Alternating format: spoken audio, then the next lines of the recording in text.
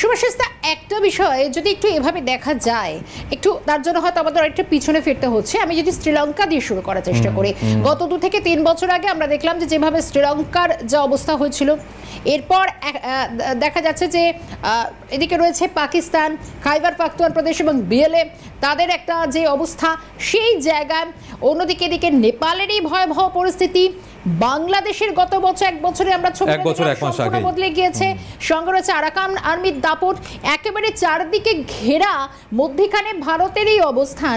সেই জায়গা দাঁড়িয়ে এই এত অস্থির পরিস্থিতির মধ্যে ভারতের যে অবস্থান, সঙ্গে কূটনৈতিক অবস্থান, কোন জায়গায় রয়েছে আমাদের দেশ, এবং উদ্বেগ কি বাড়ছে ভারতের ক্ষেত্রে? এটা কি একটা চাপের জায়গা হচ্ছে?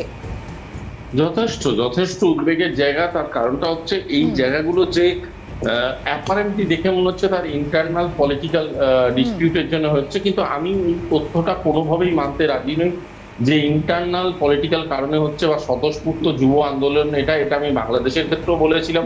এবং আমরা যদি আপনি যদি প্যাটার্নের কথাই বলেন, তাহলে আপনি লিবিয়া সিরিয়াগুলোকে বাদ দেবেন কেন?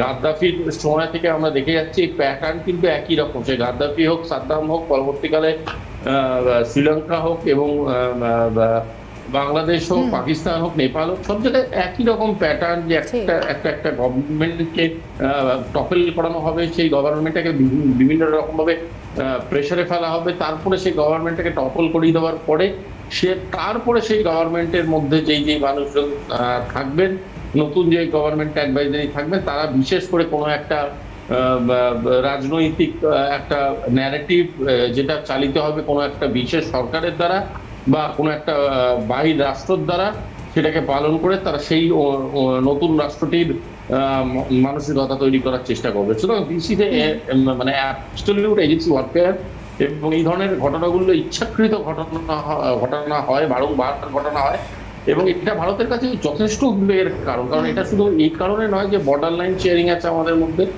এর থেকেও অনেক বড় ব্যাপার হচ্ছে এখানে পোরাস বর্ডার লাইন আছে, এখানে রিলিজিয়াস অসমোসিস আছে, এখানে কালচারাল অসমোসিস আছে। নেপালদের সাথে আমাদের বিভিন্ন রকম সামাজিক মেলবন্ধন আছে, যেমন বাংলাদেশের সাথে ছিল।